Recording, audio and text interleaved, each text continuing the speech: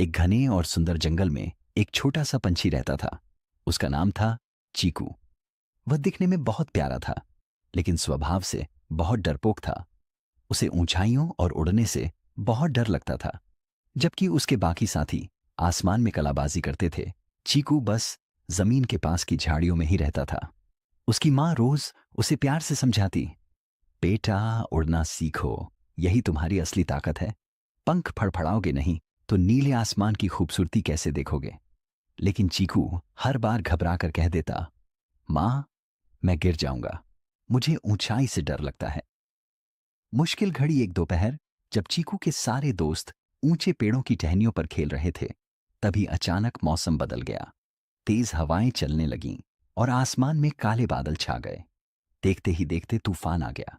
चीकू जिस नीची झाड़ी पर बैठा था, वहां तेज बारिश की वजह से पानी भरने लगा। उसकी मां थोड़ी दूर एक ऊंची और सुरक्षित डाल पर थी। उसने चिल्लाकर आवाज दी, चीकू हिम्मत करो और ऊपर आओ, यहां तुम सुरक्षित रहोगे, वरना पानी तुम्हें बहा ले जाएगा। डर पर जीत, चीकू का दिल जोर जोर से धड़क रहा था। नीचे बढ़ता पानी उसे डरा रहा था, लेकिन ऊपर उसकी मां का भरोसा उसे बुला रहा था। उसने एक लंबी सांस ली और मन में कहा, डर कर यहां रुकने से बेहतर है एक बार उड़ने की कोशिश करना। उसने अपनी पूरी ताकत जुटाई और अपने छोटे छोटे पंख फड़फड़ाए। पहली कोशिश में वह थोड़ा डगमगाया, लेकिन तभी उसने महसूस किया कि हवा उसे गिरा नहीं रही, बल्कि उसके पंखों को सहारा दे रही है। देखते ही देखते वह ऊपर की ओर बढ़ने लगा।